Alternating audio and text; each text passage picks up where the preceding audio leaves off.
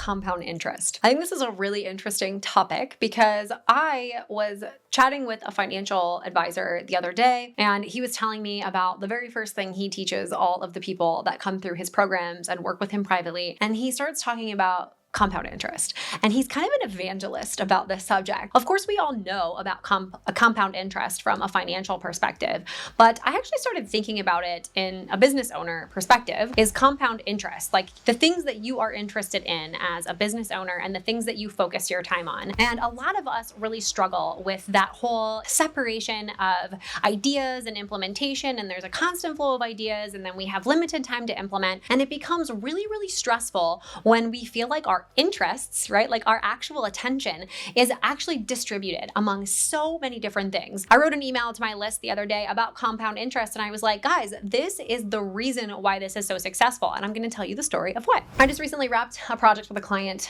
They have a wonderful, thriving, growing agency in the family entertainment space. So they help like bowling alleys and folks like, where they gather and have birthday parties for their kids and things like that. They help them with all of their digital marketing needs. It was so fun because we knocked it out of the park in this project. We helped them really clearly define the what inside of their business and the when inside of the business, and really helped them create an operational function inside of the agency, which was long overdue.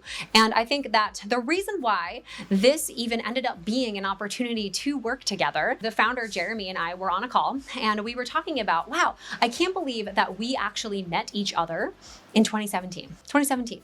It's 2024. And it's been years and years and years that both of us have been doing the same thing. And so over the years, we'd have several, connections, and he'd had operational needs a little bit earlier, but he was like, okay, I'm not really ready or know if I want to dive into this. And so we were talking back and forth for several years. I started my business in 2017, so it was like new time. And I think when you very, very first get into business, you just want to close everybody that you possibly can, and you want to work with every single person. There is something so valuable in just putting compound interest into place and like really not changing the principal amount of your attention. So I've always focused on operations. I haven't gone anything into project management.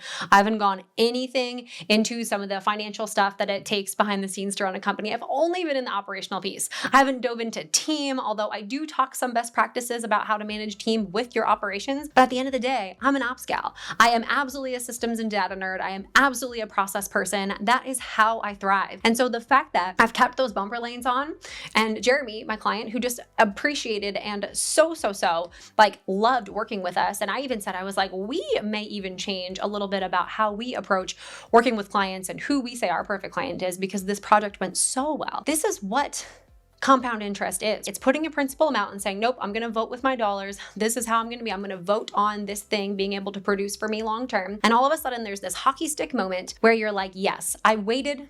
This paid off. We got amazing results for this person, this agency who's going to work with us long term. And it feels so great that you can have that certainty and that specificity that somebody can over years and years of time, right? Because businesses go in and out of business every single day. So building that trust inside of your marketplace, having a specific opinion, having specific actual focus on a specific outcome is going to be so beneficial for you. I know we hear this a lot on social media and from all of the content creators out there. Having a business is about staying in business, right? So just being able to go the next day and the next day and the next day. And instead of getting kind of bogged down and being like, okay, it's the end all be all if I don't close this business today, or what can I provide as an additional offer to be able to kind of slack adjust or, grow revenue. And I think that at the end of the day, being specific and having longevity, like keeping the end in mind, most people that put money into a mutual fund aren't looking to take it out next month, right? Like that's not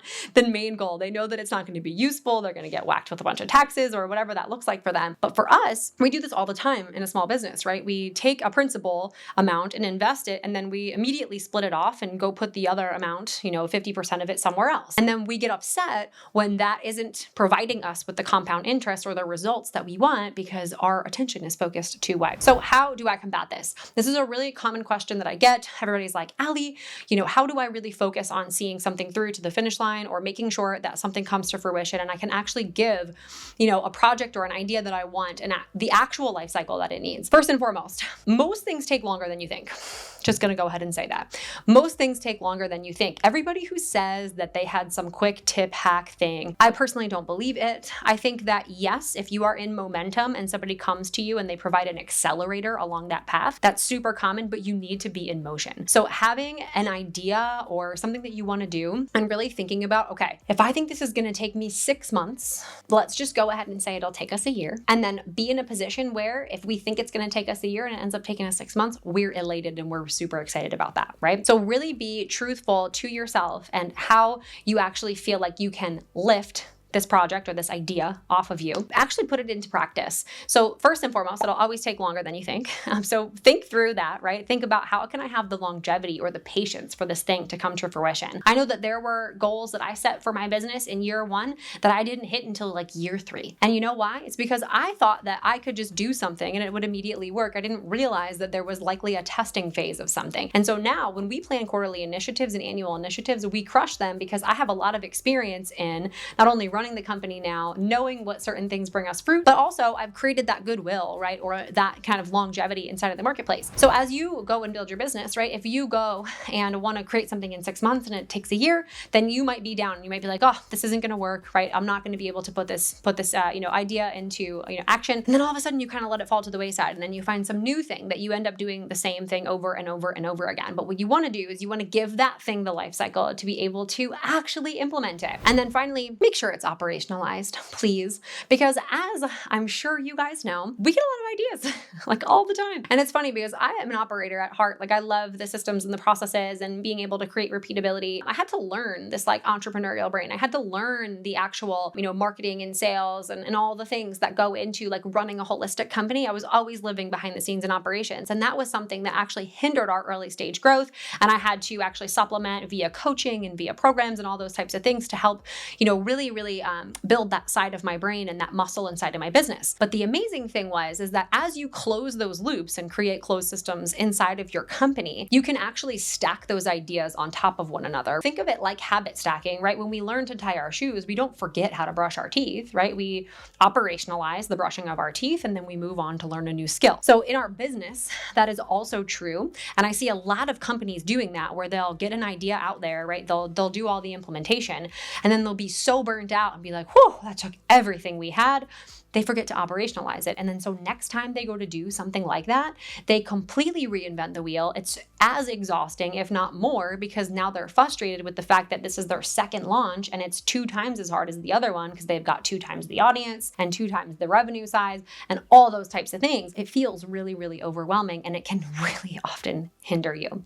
So if you are in a position where you've got thousands of ideas and you only have limited time to implement, I want you to think about what you would do to create compound interest. What is the one thing you could focus on that would actually bring you the longest return window over the longest amount of time, right? Something that you don't mind doing for 10, 20 years. I personally believe that this is an absolute necessity to building a company that you love and that you adore and that can actually bring you fruit and be kind of a self-sustaining business down the line, as you invest your time, your energy, and really operationalize everything. Focus on what you can bring into the world and make sure that that thing has the time or the runway to be able to actually bear fruit and be able to provide.